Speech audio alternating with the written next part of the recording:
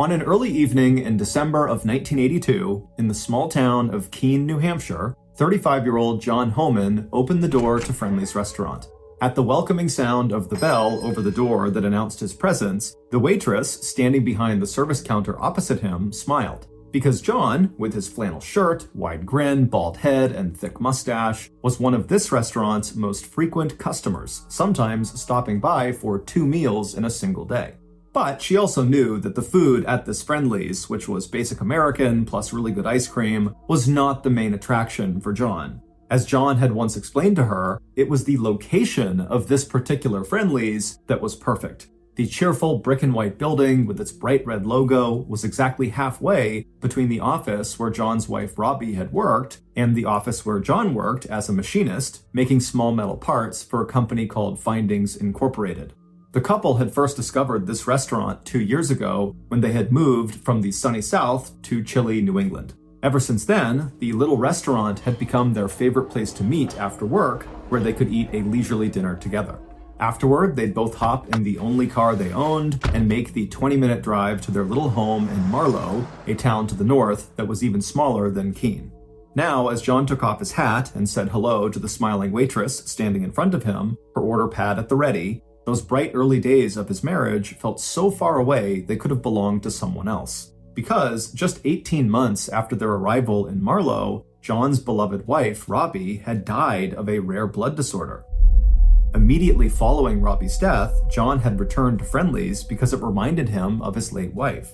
Now, a few weeks later, he was there for a different reason.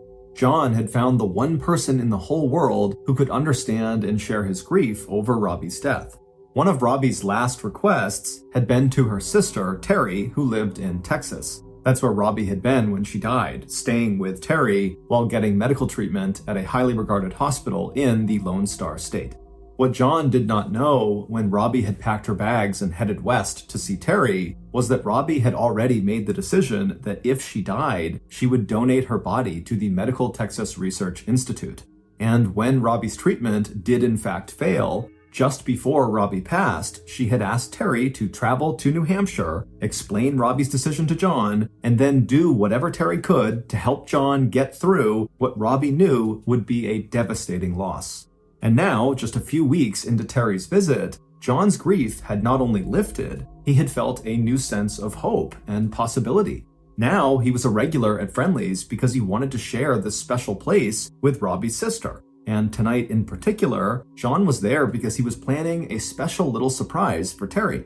But when John explained to the waitress that he was there to buy burgers to go for himself and Terry, and then to wait in their favorite booth for Terry to join him before they headed home, the woman's smile faded, and in its place, John saw a look that he was starting to recognize among his friends and acquaintances. It was a look of such obvious disapproval that it was impossible for John not to notice. And not only did John know exactly what people were thinking, he also couldn't blame them for the raised eyebrows. Less than 1 week after Robbie's death, and John had invited his dead wife's twin sister to move in with him, and now the two of them could be seen walking around Keene holding hands and tilting their heads back as they laughed and shared memories of Robbie.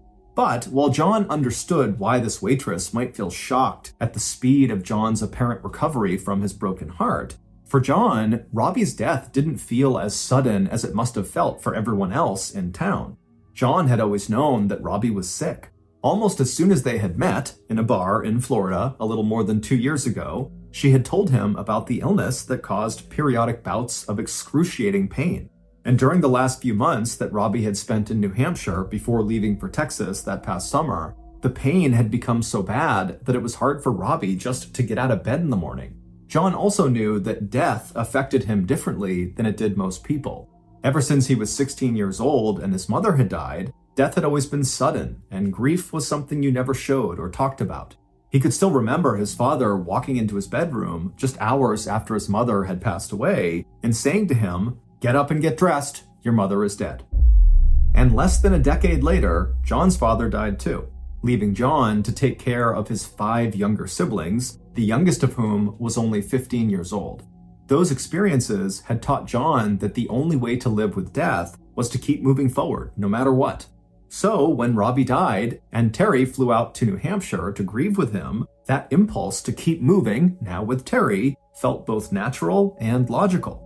So John ignored the disapproval written all over the waitress's face. He ordered dinner for himself and Terry, he paid the bill, and then, with a bag of hot food in his hand, he headed to the same booth he always sat in with Robbie. As he dropped down onto the padded bench, John instinctively reached up and began patting his coat, trying to find the package he had hidden inside one of his pockets. Once he felt it, he smiled to himself, and then he settled down to wait for Terry while she ran a few errands before she joined him. And then, just a few minutes later, John heard the little bell on the door jingle again, and when he looked up, he saw Terry walking into the restaurant. As always, just the sight of her made John's heart beat faster. Terry was a woman of average height and build, but she had an air of energy around her that had always made her stand out, even back when she was a child.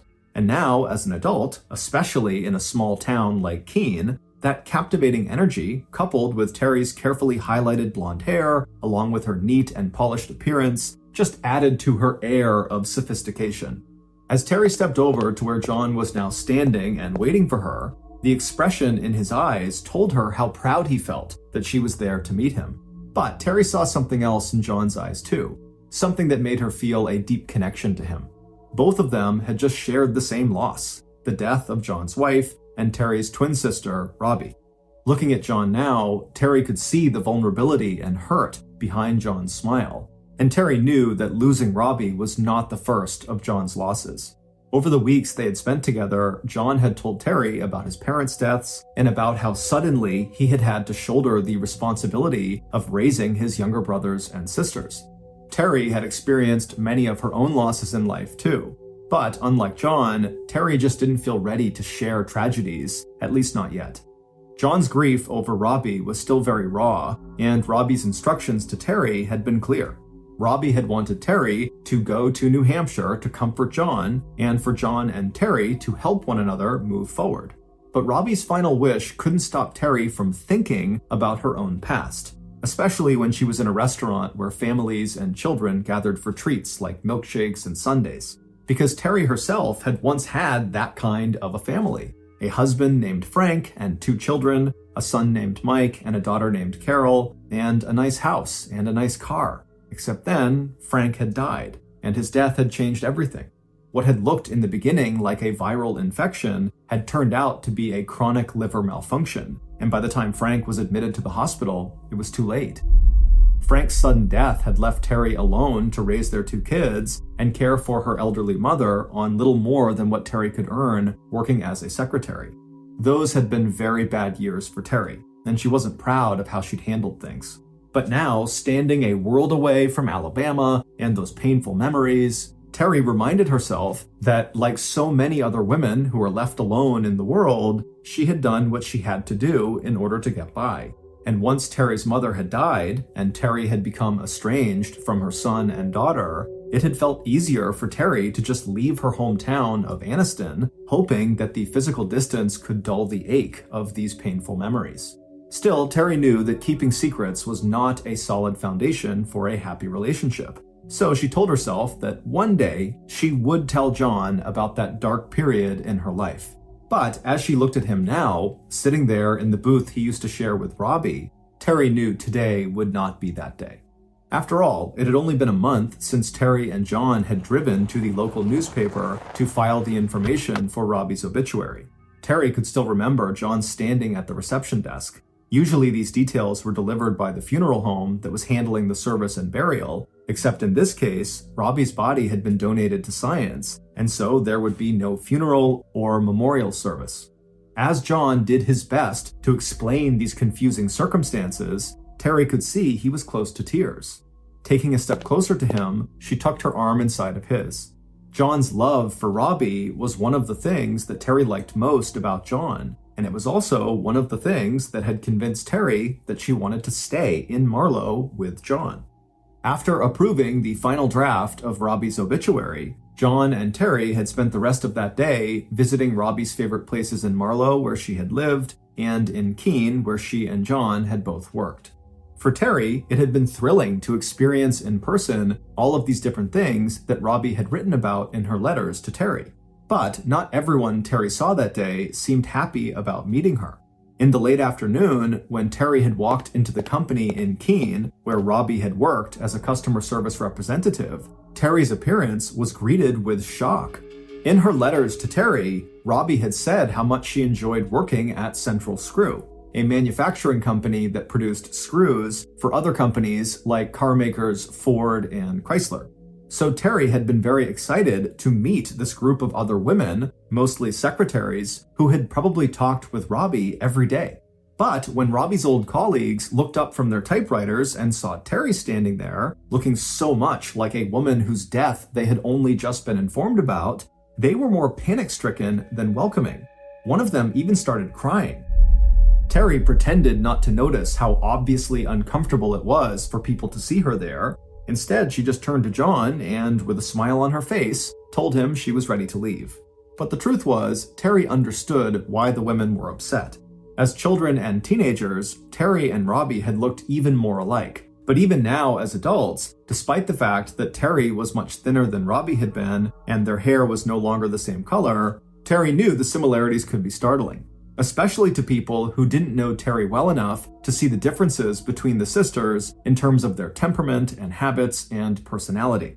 Luckily for Terry, John had come to know those differences, and Terry's physical resemblance to her sister no longer surprised him or made him feel uneasy. But even though John had adopted the same habit of gift-giving with Terry that he had first established with Robbie, there was never any doubt that, to him, the sisters were very different people who liked different things. And sure enough, before Terry had even reached the booth where John was now standing, he was already pulling a small brown bag out of his pocket. At the same time, he picked the bag of burgers up off the table behind him and waved to the waitress to let her know that he and Terry would be leaving. As Terry opened the bag that John had handed her, she smiled. If there was one thing that Terry loved to do, it was read romantic suspense novels. As she looked down at the man and woman pictured on the cover, Terry understood that John was giving her two gifts, not just the book, but a chance to take her dinner home with her right now so she could settle into her favorite chair in front of the fire in their small living room and start reading.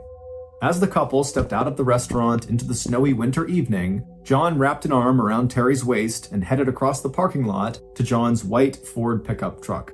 A minute later, the two of them drove north through the small city of Keene to John's one-bedroom cabin in Marlow. To Terry, it didn't matter that John's cabin, which overlooked a small pond, was so remote, and that they had no phone and very little in the way of furniture. Because when John and Terry got settled into their chairs in front of their wood-burning stove, it felt to both of them that they had absolutely everything they could ever want. But even though both John and Terry knew that not everyone approved of their relationship, they had no idea that the local rumor mill was about to kick into high gear. To some residents of Marlow, it just seemed creepy that no sooner had John Homan lost his wife that he was living with her twin sister. But to Robbie's former co-workers at Central Screw, the gossip about John and Terry had an even sharper edge. Because, unknown to John, everything about his wife Robbie had always caused a lot of talk and speculation, and that included the circumstances of her sudden death. And while Robbie may have told her sister Terry that Robbie got along great with most of her co-workers, the truth was more complicated. While most of Robbie's male colleagues found her very charming and attractive, many of the women that Robbie worked with did not like her at all. To them, it seemed like Robbie used her good looks and charisma to manipulate men, just as her stories about her life and her past seemed exaggerated and mostly intended to impress other people. As a result, at least to the secretarial pool at Central Screw, anything having to do with Robbie was met with intense skepticism. So, when Terry had walked into their office on her first day in Keene, looking almost exactly like Robbie, wearing Robbie's favorite ski jacket and smiling just one day after they'd been told that Robbie died, red flags started waving in every direction. Robbie's former co-workers couldn't explain why, but some of the women became convinced that something was not quite right about Robbie's sister, Terry. Like her sister, Robbie, Terry was like a puzzle they couldn't stop trying to solve. And for a small group of coworkers, finding out more about these two sisters had become a mini obsession. So, shortly after meeting Terry, a group of these obsessed secretaries decided to do some detective work on their own. Together, they dug through the back issues of the local newspaper and pulled out a copy of Robbie's obituary. Starting at the top, Robbie's former coworkers began fact-checking each and every piece of information listed in the 100 words that sketched the picture of Robbie's life. They looked up telephone numbers and addresses and double-checked the spelling of names. Then they started calling hospitals and dispatchers and journalists in Dallas and Houston and Tyler, Texas. And what these women found quickly turned their speculations and curiosity into outright shock. But instead of confronting Terry about what they discovered, the secretaries took their findings to the police.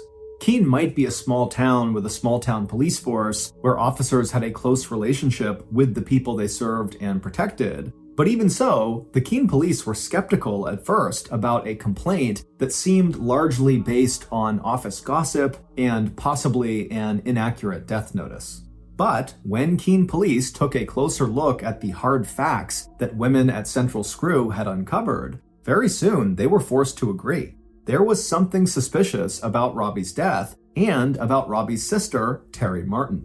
So, using the information from Robbie's coworkers as a starting point, police began digging deeper into the two sisters' backstories. And by January 12th of 1983, just 2.5 months after Terry had first arrived in New Hampshire, law enforcement would learn much more about the secret tragedies that Terry had been hiding from her lover, John Homan.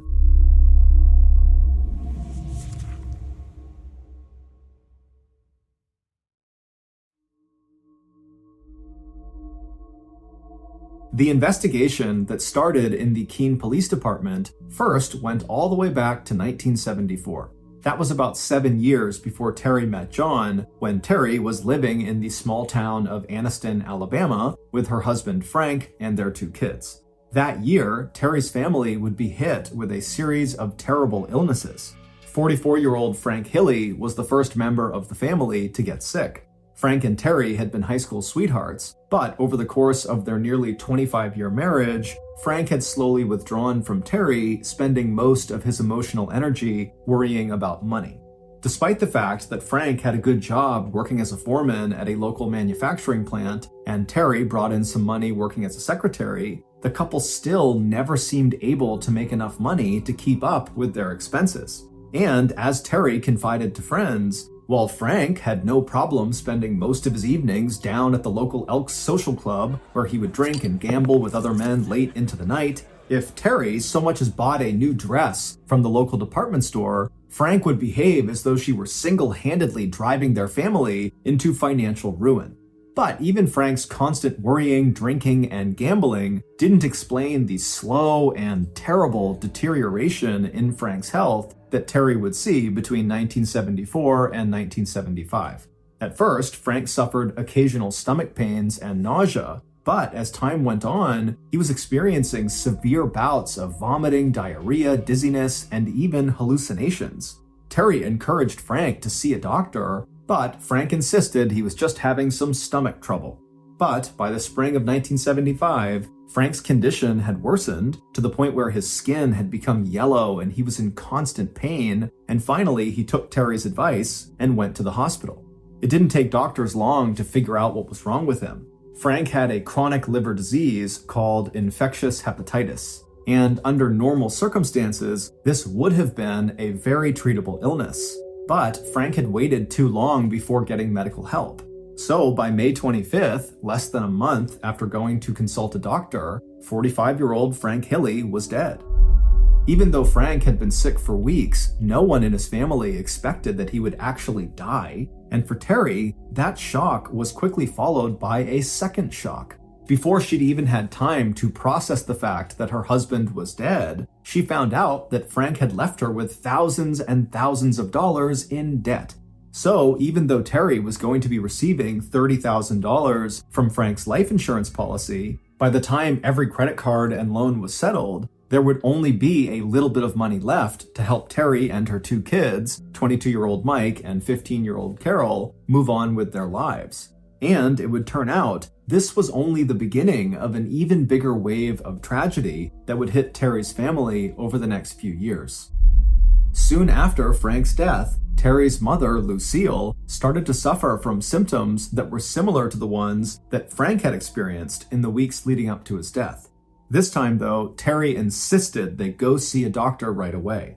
But instead of finding an illness that could be treated, doctors delivered a much more devastating diagnosis. Terry's mother had terminal cancer. Over the next year and a half, when Terry was not working, she would spend every spare moment she could with her mother, Lucille, as well as with her kids, Mike and Carol. But by the time Lucille finally died in January of 1977, less than 2 years after Frank, all the insurance money was gone, the family was completely dependent on Terry's small salary as a secretary, and Terry's younger child, Carol, was entering a very rebellious and difficult adolescence. And just when Terry thought her life could not get any worse, it would turn out that the real nightmare was only beginning.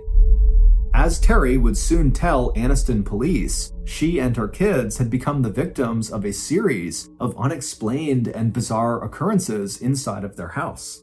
In fact, these incidents had begun happening while Frank was still alive, but Terry had been so distracted that at first she didn't even notice.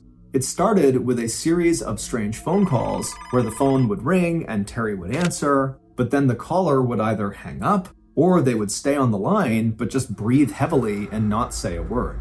Then things started going missing from inside the house. They were things that were noticeable but not really valuable, like a hairdryer or flower pot. The kind of things that would send a message to the homeowner that someone had been inside the house when the owner was away.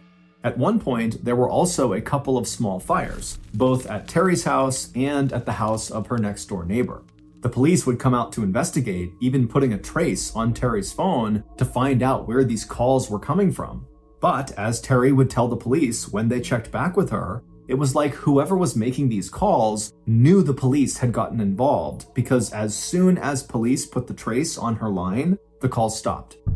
But just when Terry felt like her luck was finally improving, her stalker struck again. During the summer of 1978, Terry and her teenage daughter Carol had moved in with Frank's mother, Carrie. By then, Terry's son Mike had moved out of the house and headed off to Pompano Beach in southern Florida.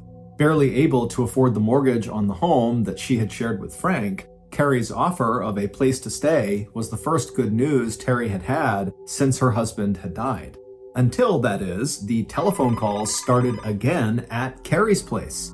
And Carrie and Terry both began to notice irregularities. An object here or there was missing, and there were nights when they'd come home to find the lights in the house had been turned on when they were very sure they'd turned them off. And there was more sickness.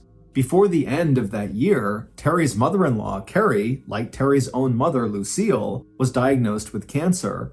And once again, Terry was called upon to look after a very sick relative.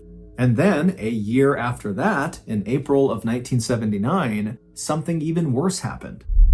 Terry's 19-year-old daughter, Carol, who had always been the picture of good health, also got sick. In the beginning, Carol herself waved off her bouts of illness as a series of bad reactions to something she had eaten or drank. But when these symptoms persisted, they reminded Terry so much of Frank's illness that she immediately dragged her daughter in to see a doctor. But Carol's doctor quickly determined that Carol was not suffering from hepatitis, the illness that killed her father. However, none of the tests or scans or examinations performed at the hospital could determine what was making Carol sick. So Terry took Carol to another hospital, and then another hospital, and then another hospital. But none of the doctors at any of these hospitals could figure out what was causing Carol's symptoms. And those symptoms just kept getting worse. Over the next 6 months, Terry would watch as her daughter's body began to deteriorate right before her eyes. Carol was in constant pain, she had lost so much weight that she looked like a skeleton, and then Carol started losing the feeling in her hands and feet. By September of 1979, Carol could barely use her hands at all, and she was practically paralyzed below the knees. And it seemed like whatever mysterious illness was working its way through Carol's body, it would likely kill her before the end of the year. On top of everything else, while Carrie was at home dying of cancer, Terry had been arrested. With the bills piling up and no money coming in, Terry had written some bad checks, and in early October, the police had put her in jail for 3 days. Meanwhile, Carol was alone in the hospital, unable to walk or dress herself, afraid that she was going to die, and nobody could even tell her what was wrong with her. Except that all that would change on the night of October 3rd, 1979. That's when one of Carol's doctors, a newly hired young neurologist, was sitting in his office puzzling over a list of Carol's symptoms and all the tests that had been run on her during the last 6 months. And as he turned the pages of her thick medical file on top of his polished mahogany desk, he suddenly went completely still.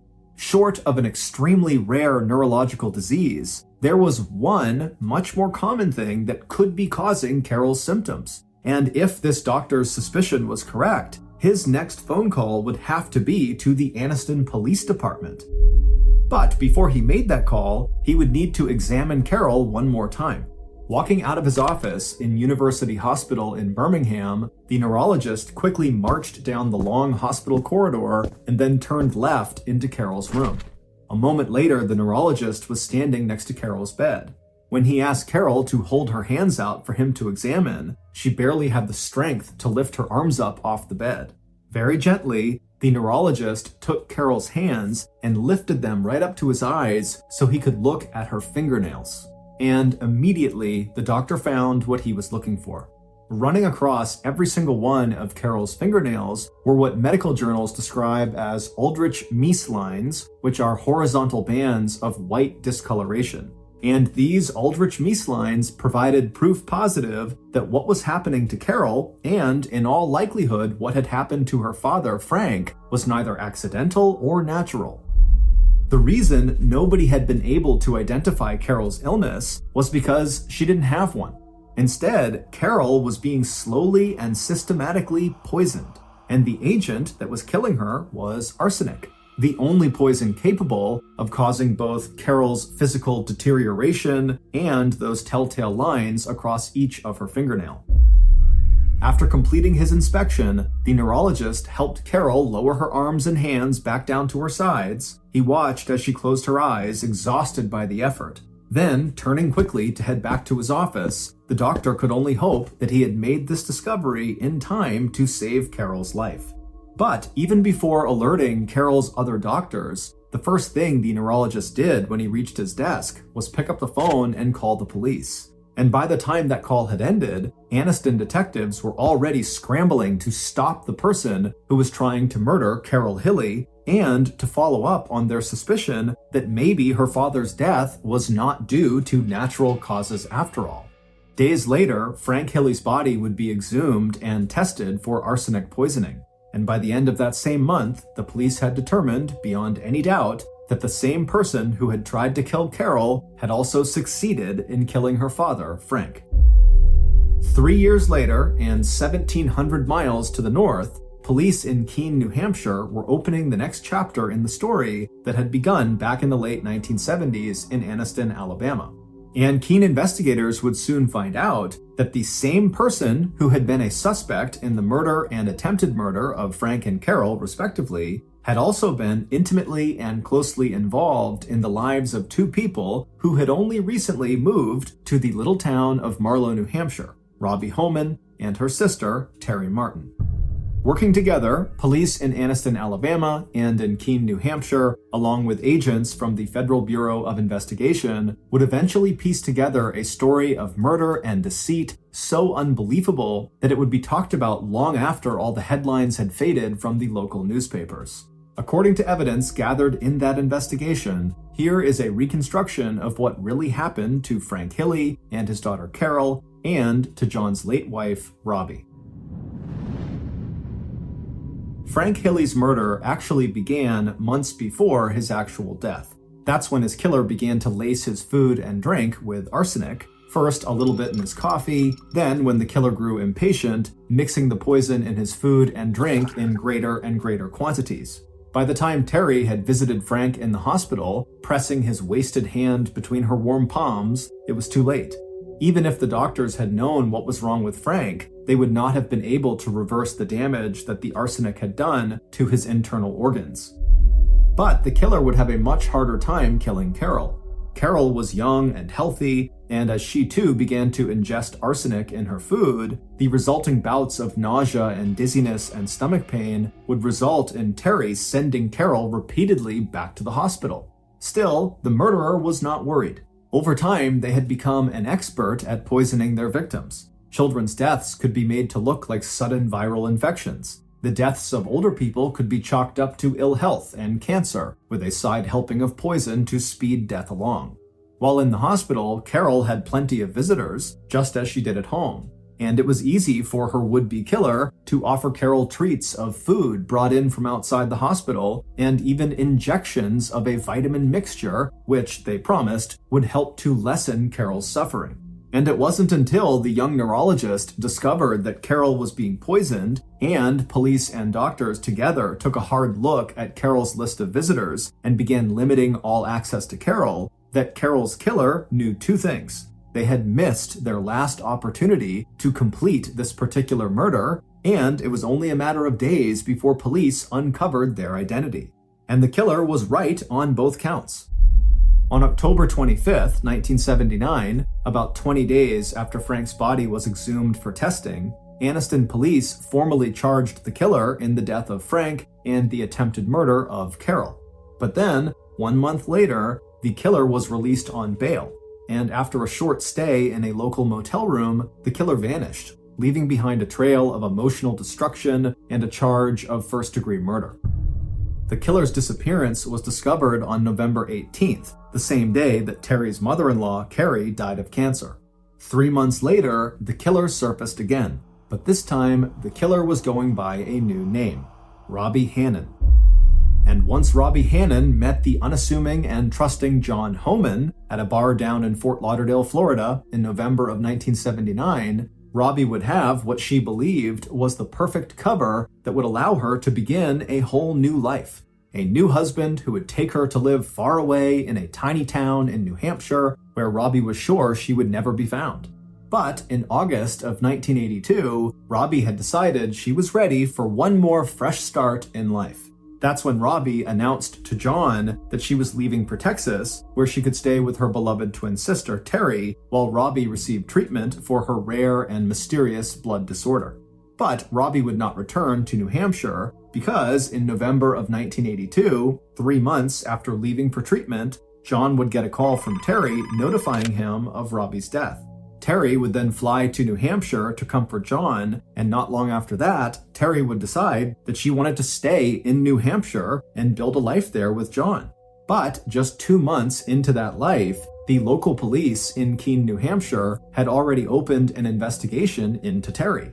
After receiving that tip from the secretaries at Central Screw, the Keene police discovered some major inconsistencies with the story Terry was telling about her sister Robbie's death.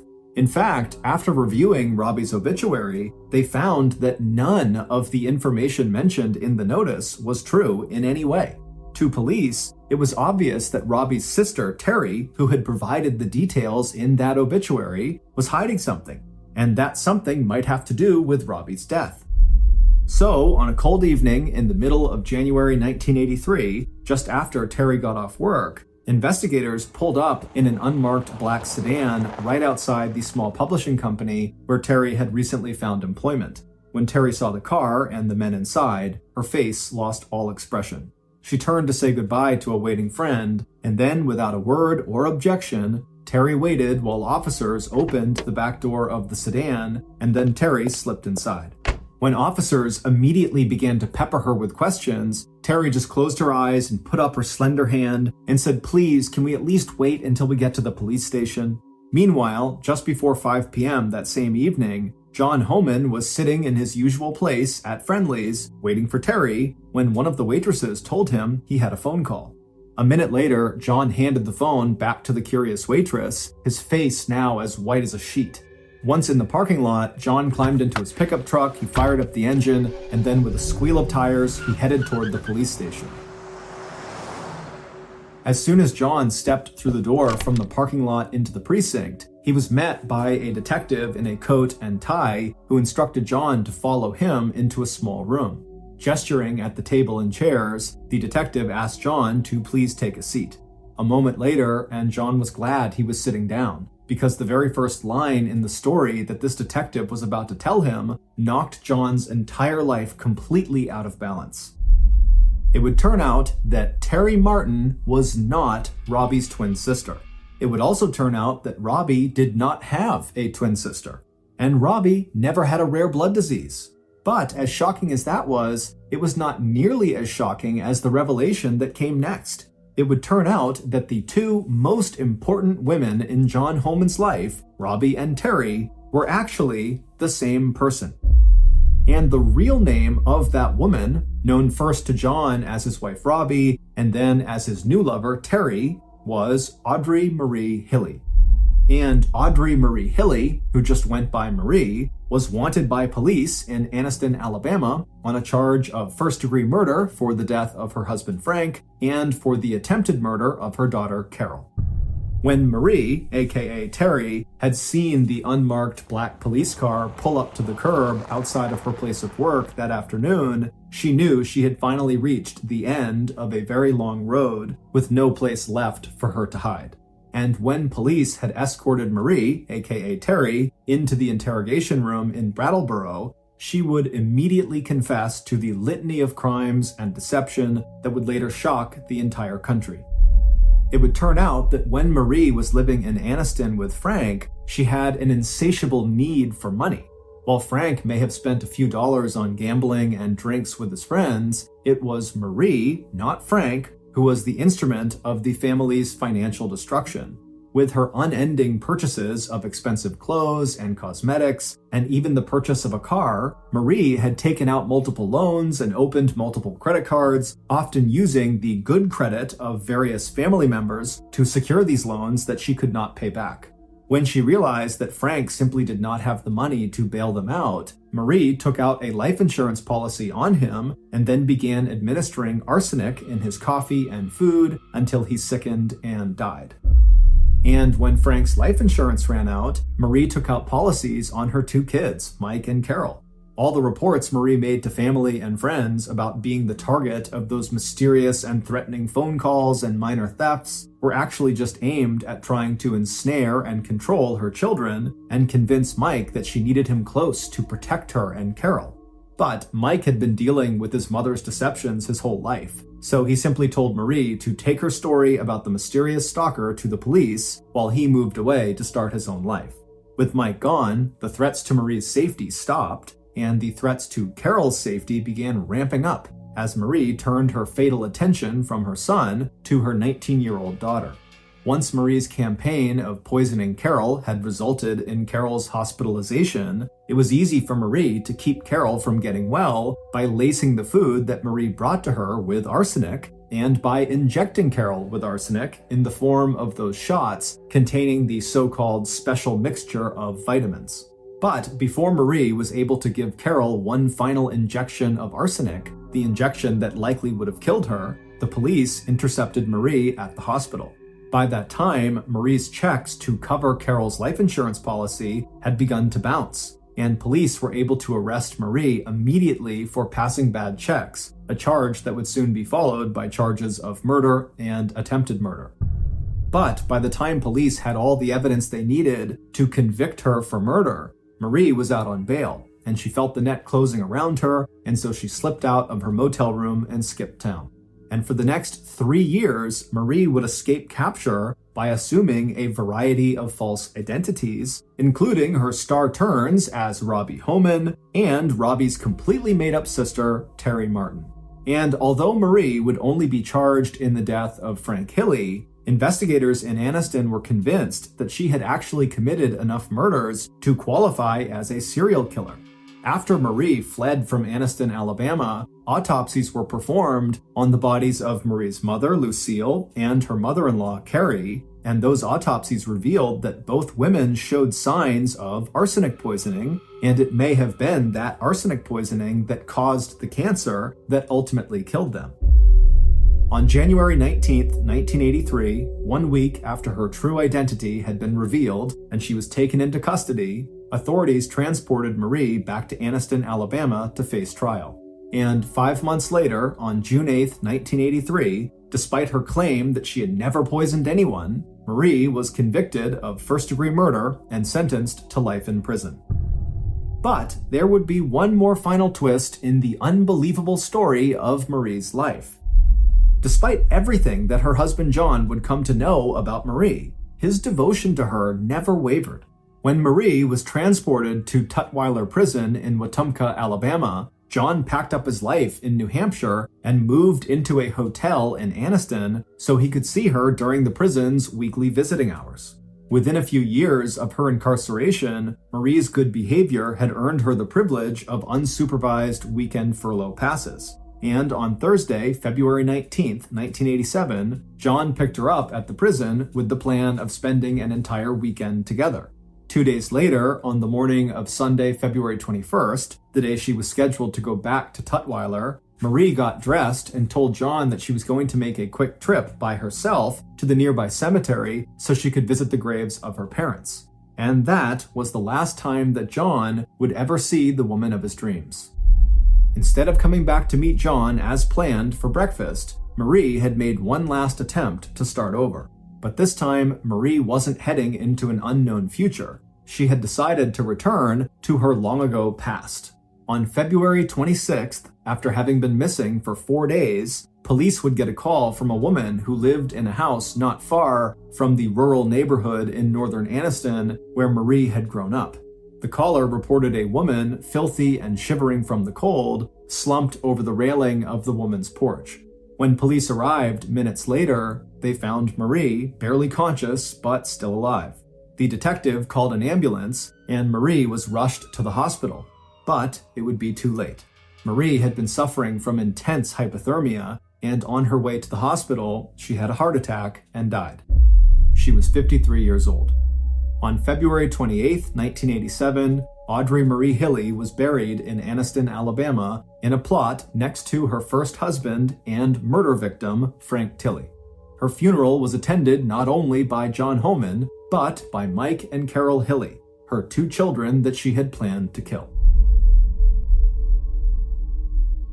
In 1918, during World War I, British soldier Henry Tandy found himself stationed inside of a trench in northern France. By this point, Henry was already considered a war hero, and he would go on to become the most decorated British soldier in World War I. But his awards are not what he is remembered for. On September 28th of that year, after a long day of fighting, Henry was propped up on the edge of his trench looking out towards the German line. It was dark and quiet, and there was mist in the air, and at some point, Henry noticed a figure way off in the distance walking towards him. Henry instinctively raised his rifle, but he didn't pull the trigger. He wanted to make sure who he was shooting was his enemy, because it could be one of their own men who got wounded and was making his way back to the trench. And so Henry's looking down his gun, staring at the sky, waiting to figure out who he is, and after a few seconds, out of the mist walks a badly wounded German soldier, so it is his enemy, but he wasn't carrying a weapon, and he didn't appear to understand he was walking directly into Henry's sights. Henry aimed his rifle right at this German man's heart, but he didn't pull the trigger, and the man just continued to walk directly towards Henry until he got about 30 meters away,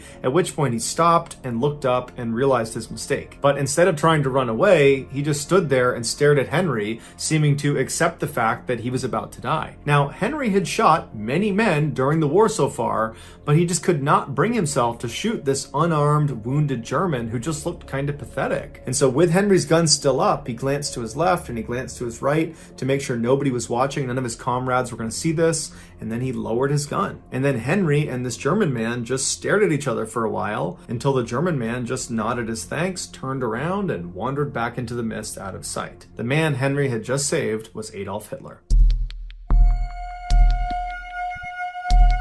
In the early morning hours of June 10th, 1994, Deborah Hoyt suddenly woke up in the middle of the night. She and her husband were staying with relatives in Sacramento, California, and they were supposed to be there for the next couple of days. But as she was sitting there, she had this overwhelming urge to want to leave right then and there and head back to their home in Lake Tahoe. Because she didn't really know what to make of this overwhelming feeling, she shook her husband awake and told him about it. She thought that maybe something was wrong, and he said, you know what, you probably just had a bad dream and you're kind of waking up still half in your dream. It's not a big deal. Just go back to bed. I'm sure everything is totally fine. And in the morning, if you still want to, I'd be happy to leave. And so Deborah said, yeah, you're right. I'm totally overreacting. I'm sure it was just a dream. And she laid back down to try to go back to sleep.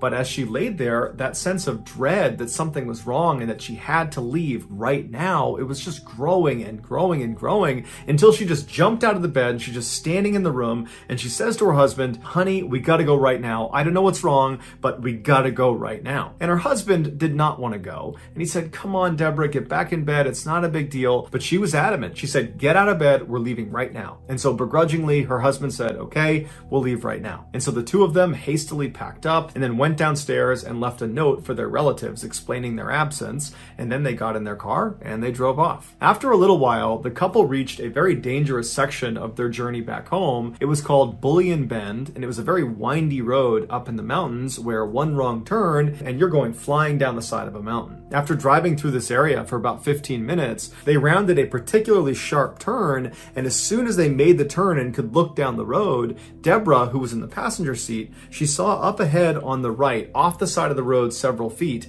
something that was just lying there on the side of the road. She didn't know what it was. She thought it was maybe a bag or some trash or maybe a dead animal. And at first she was just going to dismiss it. But as her husband drove closer and closer to it, the light began to illuminate it, and she looked at it and couldn't really discern what it was until they were right next to it. And she looked out her window and she noticed it was a woman's body, a woman who had no clothes on, who was just lying there totally motionless. And Deborah immediately turns to her husband and says, honey, I just saw a dead woman on the side of the road. And her husband immediately is kind of panicked and doesn't slow down. He just keeps driving and says, hey, should we stop? Should we turn around? I mean, maybe she's not dead. Maybe we can help her. But Deborah at this point is now terrified, and she's saying, no, keep going. Don't go back. I bet it's a trap. Someone probably put her there and they're going to lure us in and they're going to attack us if we try to stop and help her. And so in this kind of chaotic, frenzied reaction that Deborah and her husband are having, they decide that their best course of action is just to drive on and find the next payphone and call the police. And it just so happened that less than a quarter of a mile away was a ranger station with a phone.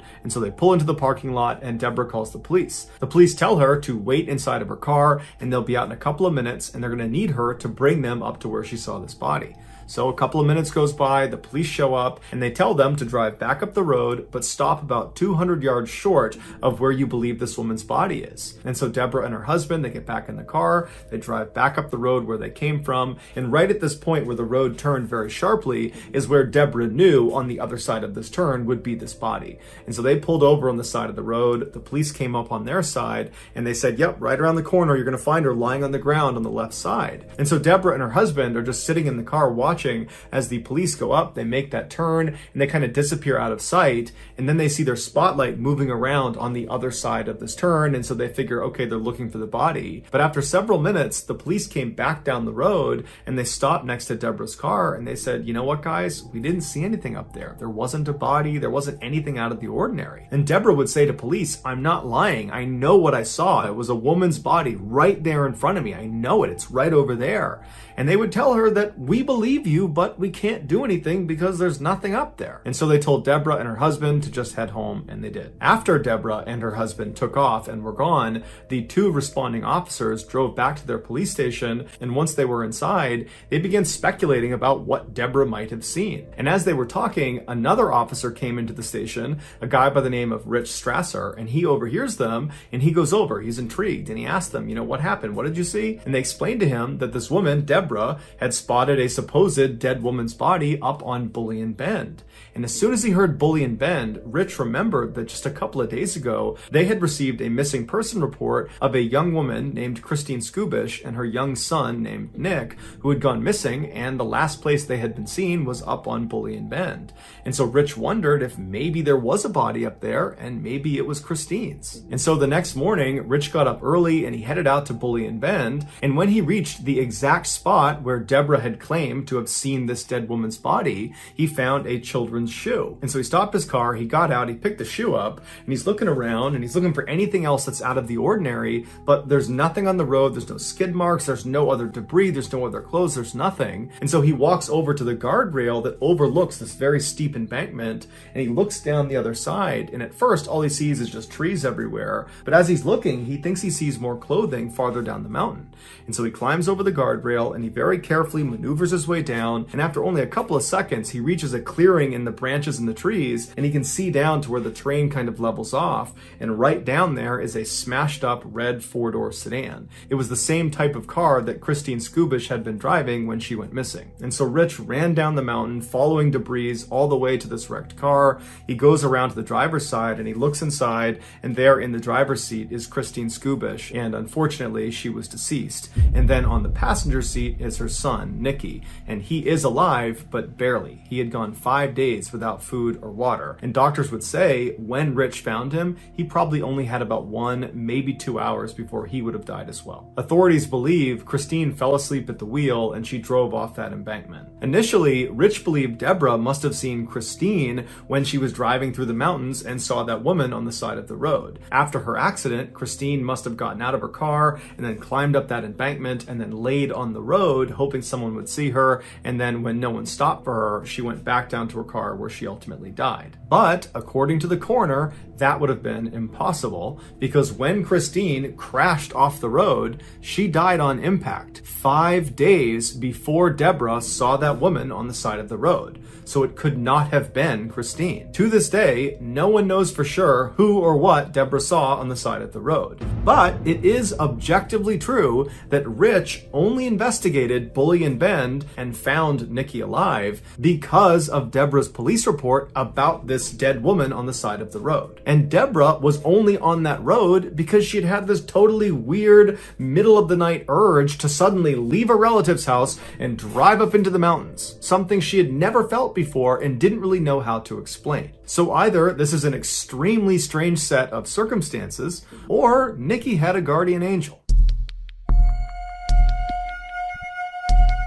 In early 1983, residents of the Cranley Gardens apartment complex in North London began complaining about their drains being clogged up. Initially, their landlord was dismissive and said, "Oh, it's just an old building, it's old plumbing, and that's why it's slow." But eventually, the landlord conceded and asked a plumber to come out and have a look. And so, on the evening of February 8th, an experienced plumber named Mike came out to Cranley Gardens, and after learning what the complaints were, he went around to the side of the building and he opened up a drain cover to have a look inside. As expected, when he shined his light down, he saw wads of hair and napkins and other things kind of mashed together, clogging up the pipes. And so he reached in and he began pulling the stuff out and putting it in a bucket right next to him. And then after he had cleared the majority of the obstruction, he reached his arm all the way into this pipe to feel around to see if there was anything in there that he just couldn't see.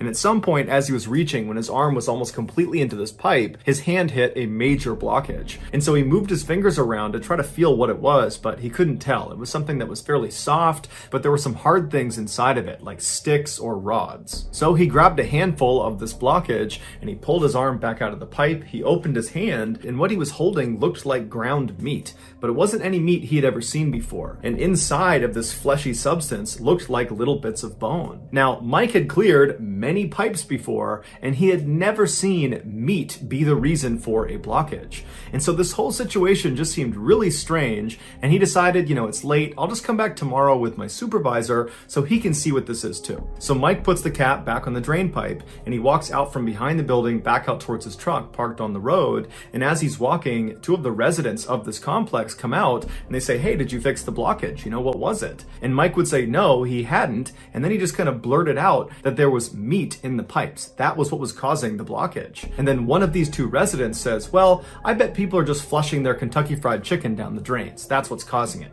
And Mike looked at him and he was like, yeah, maybe. And then he just turned around, got in his truck, and he drove away. Early the next morning, Mike and his supervisor came back to Cranley Gardens and they went around to the side of the building. They undid that cap, and then Mike reached down inside expecting to feel this blockage, but where it should have been, there was nothing. Somebody had cleared the pipes. And so Mike and his supervisor are looking at each other, and Mike is like, there's no way that cleared on its own. Someone had to have come out here and cleared it, but I don't know why they would have done that and still had us come out. But the men decide, you know what, maybe by chance it did just kind of slip through and cleared itself, so let's just continue the process and make sure each of the apartment buildings, their individual pipe is unobstructed. And when they checked these pipes, they found all of them were clear except for one, apartment number 23, whose pipe was blocked up with more of this meaty substance. Mike and his partner were already very suspicious of the fact that someone had snuck out here in the middle of the night and cleared the pipe. Probably. They didn't know if that happened, but it seemed likely. And now they're finding more of this weird meat substance coming from a particular apartment. And so the whole situation just seemed off. And so they told the landlord that they were not going to touch this. Somebody else had to come out and deal with this. And the landlord, after finding out there was meat jammed in the pipes, got really freaked out and called the police. The police showed up, they pulled this meat substance out of the pipes, and they sent it to a mortuary where a pathologist looked at it and said, this is meat. It's human meat. And in particular, the stuff that was pulled out of apartment number 23's pipes is that of a human neck. So the police go back to Cranley Gardens, they go up to apartment number 23, they knock on the door, and when the door opens, they're hit with this overwhelming stench of just rotting flesh. And standing in the doorway of this apartment, the owner of the apartment, is this guy who's in his late 30s, early 40s, who introduces himself as Dennis Nielsen. And they say, hey, Dennis, can we have a look around your apartment? And he says, you know, why? And they say, well, we found human remains in your pipes. And Dennis immediately says, oh my goodness, I can't believe that. That's horrible. But the police are not buying it, and they say, you know what, Dennis, tell us where the rest of the body is. And at this, Dennis suddenly went expressionless, emotionless, and he just turns around and he points into his bedroom and he says, it's in 2 plastic bags in my closet. And so before the police go into his apartment to go inspect these bags, they say, Dennis, are there any other bodies in your apartment that we should know about? And Dennis sighs and he looks up to the ceiling and says, yeah, there's about 15 or 16 here. It's a long story. It goes way back. I'd love to tell it to you, get this off my chest, and I'll do it at the police station. So after Dennis was arrested and brought to the station, he told them his horrible story. It had all started 5 years earlier in 1978 when Dennis was 33. He was at a pub having some drinks by himself when a teenager came into the bar and attempted to buy an alcoholic drink, and he was denied service. And so Dennis pulled him aside and said, hey, I'd be happy to give you a drink at my apartment. It's right down the road. And the young man, whose name was Steven, was very excited about this and said, great, let's go. Once they arrived back and they were up in Dennis's apartment, the pair had lots of drinks and they were having fun and laughing. And then at some point, the pair climbed into bed together. The next morning, when Dennis got up, his new friend, Steven, was still sleeping right next to him. And he had this sudden, overwhelming sense of dread because he knew as soon as Steven woke up, he would see this as a one-night stand and he would just leave. He would not stick around and remain friends with Dennis. And Dennis just did not like that idea. He wanted Steven to stay. And so he looked on the ground next to the bed and he saw the necktie that Steven had been wearing was on the ground. And so he got on the ground, he grabbed the necktie, he fashioned it into a noose, and then he climbed back on the bed, got on top of Steven's chest, and he looped the tie around his neck, and then he pulled it as tight as he could. And as soon as it was tight, Dennis would tell police that Steven came alive, and he began reaching for his neck and kicking Dennis as hard as he could, but he just can't get it off. And at some point, Dennis said Steven just seemed to give up. He looked up at Dennis and knew he wasn't going to get this off and that Dennis was determined to kill him. And so Steven just allowed himself to go limp, and then he slouched over. And as soon as that happened, Dennis said he relaxed. But as he's looking at Steven, he realized he wasn't dead. He was just unconscious. And so Dennis goes into the kitchen and he gets this huge plastic bucket and he fills it up with water and he sets it in the middle of his kitchen floor. And then he gets a bunch of kitchen chairs and he lines them up like a table right in front of this bucket of water. And then he drags Steven's body into the kitchen and he lays him on his back on these chairs, but make sure his head is not resting on the chair. His head is kind of dangling off the back of these chairs. And then he grabbed that bucket of water and he slid it right underneath underneath Stephen's head. And then Dennis got on top of the chairs, on top of Stephen, and then he pressed the young man's face straight down so his head went backwards until his mouth and his nose were under the water. And Dennis held him like that until Stephen regained consciousness, but again, he didn't fight it. He knew he was doomed, and after several minutes, the bubbles stopped coming to the surface and Stephen was dead. Dennis pulled his victim off of the chairs, he brought him into the living room, and he sat him on a chair, and then Dennis went into the kitchen and he made himself a cup of coffee, and he smoked some cigarettes, and then he just stood in the doorway and looked at Stephen's body. And he would tell police it was a very bizarre experience because Stephen still looked like he was alive. In fact, Dennis would try talking to him as if he was going to talk back, but obviously he didn't. And at some point, Dennis realized, the life he had before he killed Stephen was now over. He had a new life and he didn't really know how to handle it. And so the first thing he thought to do was to clean Stephen. So he took Stephen's body and he brought him into the bathroom and he gave him a very long bath, cleaned his body, cleaned his hair, and then afterwards he got him out, he dressed him and put him into his bed, and then Dennis climbed into bed with him and laid with him. And he would tell police as he laid there, he suddenly felt overjoyed. Stephen was not going to leave him. He was going to stay here as long as Dennis wanted him to. After laying with him for some time, Dennis realized he had to find a way to hide Stephen's body in his apartment so no one could find him. And so he left his apartment and he went to a hardware store where he got an electric knife and a big storage bin. And he brought them back to his apartment, and as he was about to cut Stephen up, he just couldn't go through with it. So instead, he just climbed into bed and took a nap next to Stephen's body. When he got up again, he moved Stephen's body onto the ground in his living room and covered him with a blanket. And then he went and made dinner and then sat in his chair in the living room right next to this body on the ground and watched TV for a while. When he was done watching TV and eating, he looked at the body on the floor and realized, he really hadn't made any progress in terms of hiding him somewhere in his apartment. And that's when he remembered he had a loose floorboard in his apartment. And so he went over to the loose floorboard, he pulled it up, and he saw there was a space under the floors. And so he pulled a couple more boards up, and then he grabbed Stephen's body and he attempted to force him down into this space. But by now, Stephen's body had begun to stiffen up from rigor mortis. Specifically, his arms were outstretched like a Y over his head. And so as Dennis is trying to force him down in there, his arms were not allowing him to go down into that small space. So Dennis took Stephen's body and he propped him up against the wall in his bedroom. So the body is against the wall, rigid, standing up with its arms up over its head, and Stephen's eyes were still open. And then after that, Dennis just got in bed and fell asleep. So all night, this corpse is staring at Dennis in his bed. And then the next morning when Dennis got up, there was Stephen still up against the wall with his hands in the air looking down at him. Dennis grabbed Stephen's body and put it on the ground, and he began yanking and jerking and pulling on each of Stephen's arms until they were pinned down by his side. And then after that, Dennis started working on his legs and his hips, and he began contorting him until he was small enough that he could pack him down under his floor. And then once he was under there, he just put the boards on top and went about his daily life. And for the next couple of days, he totally forgot about Stephen. But a week after putting him under the floor, Dennis decided he missed Stephen and he wanted to see him again. And so one night he opened up the floorboards, he looked down, and there was Stephen, and Dennis would say it looked like he was dirty. So he pulled him out of the floor and he gave him another bath. And then after he had cleaned Stephen, he pulled him out of the water, he dried him off, and he put him in the chair. And then Dennis took a bath himself in the same water he had just used to clean Stephen. After a long soak in this tub, Dennis finally got out, he toweled himself off, he redressed Stephen, and then he forced him back onto the floorboards and covered him up again. And he would remain there for the next 7 months until Dennis finally decided to dispose of him by burning him in a bonfire outside of their apartment building. And then after the body was completely incinerated and gone, Dennis remembered thinking, I can't believe I just got away with murder. And so he would do it again and again and again, killing at least 15 young men from North London, all by strangulation or by drowning or a combination of the two. And after he killed them, he would keep them stashed in his apartment for months at a time, in his closet, in his cabinets, in his bed, under the floors, all over his apartment. He had these bodies. And while these bodies were in his apartment, he liked to periodically take them out to spend time with them. He would tell police he found corpses to be beautiful. He was fascinated by them. But eventually, in 1983, he had so many bodies stashed all over his apartment that he knew he really needed to expedite getting rid of them. And so he began cutting them up and trying to force them down his drain, which eventually clogged the pipes. And so when Mike the plumber showed up and discovered this meaty substance in the pipes, and Dennis overheard him talking about it, that night after Mike was gone, Dennis had gone gone outside and attempted to clear the rest of the remains from the pipes, but he wasn't aware there were still remains stuck in the pipe that led to his specific apartment. Dennis Nielsen confessed to killing 15 young men and attempting to kill at least 7 others, and he was sentenced to life in prison. Dennis never showed any remorse, nor did he show any desire to want to be free again. He actually said he deserved to be in jail for what he did. In 2018, Dennis Nielsen would die in prison at the age of 72.